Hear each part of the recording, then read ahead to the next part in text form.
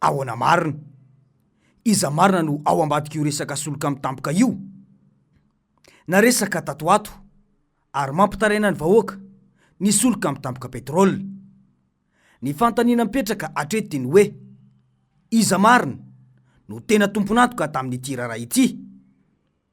Ny tsapa aloha dia mivaralila tanteraka ny fiahina ny fiainan'ny vahoaka malagasy, samy manao izay daniny kibony sy metimety aminy ireo mpitondra eto amintsika, mifamodoka sy miady am-pitoerana ny ao anatin'ny fitondrana.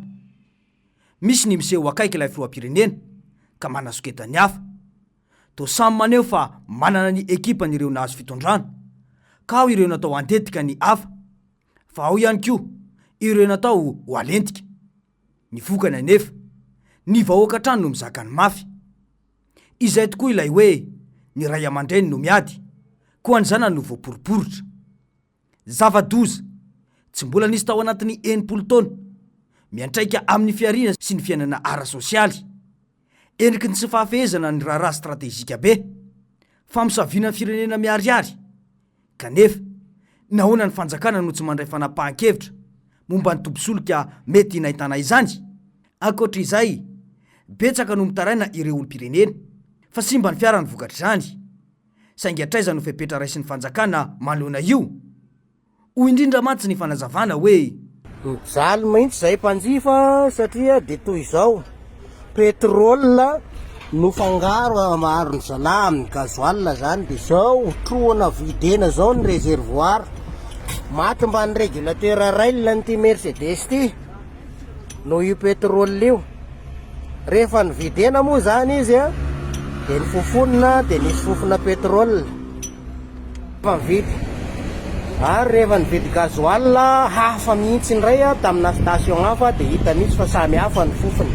Ka de mijaly zahay a amty gazoalina mitapoka petrôly ty, maty daholo ny fiaran'ny olona.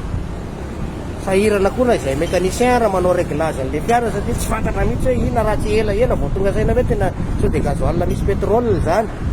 Mahazo tsiny hatreto ireo orinasa mpamaty solika eto amintsika manoloana ity raharaha ity, saingy ny fanontaniana mipetraka dia ny hoe ireo orinasa mpamaty solika rehetra eto amintsika ve no nahitana izany avokoa? Hatraiza ny fanadiadiana lalina makasika ity raharaha ity?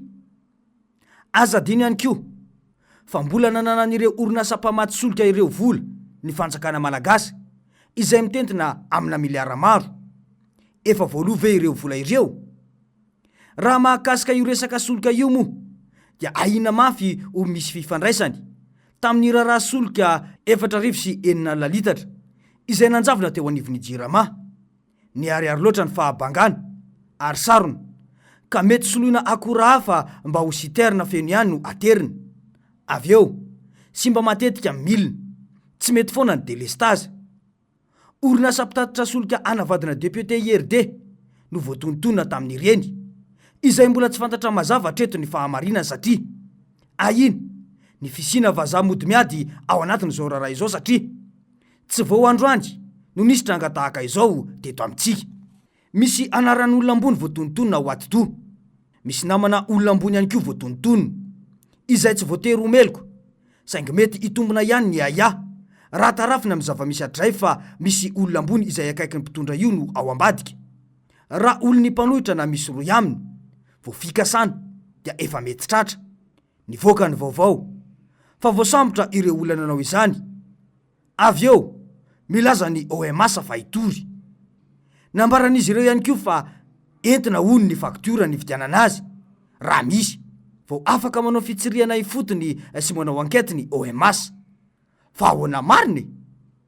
Tsy fantatry ny vahoaka intsony zay tena marina hoe iza marina no tena ao ambadika ity raharaha fanampohana solika ity. Ny saotra ny rehetra nanome tanana sy ny zandary izay niezaka ny karoka ireo tomponatoka tamin'ny solika osoka, tratratra ny Tomasina ny sekretera-panjakana amin'ny didiny zandarmeri-pirenena, ny generaly Serge Gelé.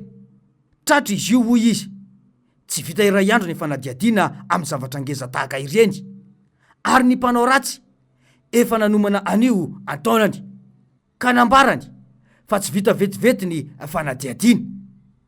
Dia mipetraka izany ny fanontaniana hoe iza no patron?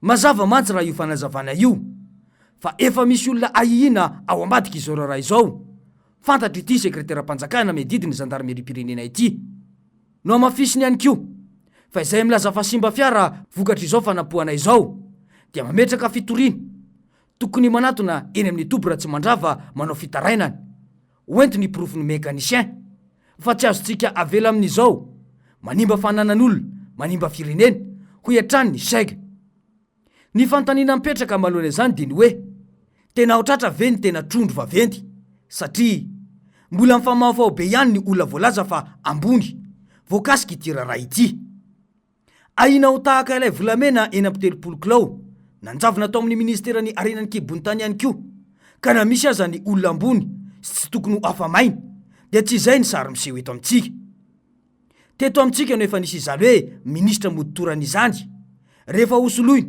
sy hoesorona ao anatina mpikamba ny governemanta izany ka na manao adalàna sy adisoana be aza dia mbola tafapetraka amin'ny toerany any ary zary lasa ho anjely-piampina ilay fanjakana mihitsy ka tsy menatry ny famotika sy ny fanasoketeo ny amin'ny samy anatin'ny fitondrana hatrany ambony ka hatrany ambany ny vahoaka hatrany anefa no mizaka ny vokatra izany tsy firindram-pitantanana sy ny tsy fifanarahan'izy ireo samy mpitondra izany very fanambola velona ny vahoaka ary tonga amin'ny fomba fitenenana hoe raha fotsy be verilona ka miandry izay ikadonany tsy vao androany no nisy ny olana resaka soloka io teto amintsika niainga tamin'ny resaka réquisition nataon'ny fanjakana iny izany ary io tsy mety tapitra mandrakity androany io manampitrotraka ny olan'ireo samy mpikamba ny governemanta sy ny mpitondra eto amintsika ary ireo mpandrarà soloka ireo hatramin'noviana vao foana ilay hoe tsy maty manota sy olona ambony tsy ho azoko tiana eto amintsika andrasana toy ny fanambarana nataon'ny saiko teo koa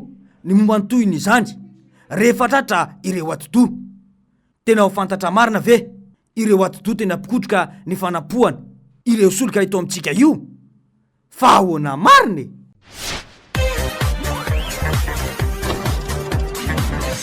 ahoana mariny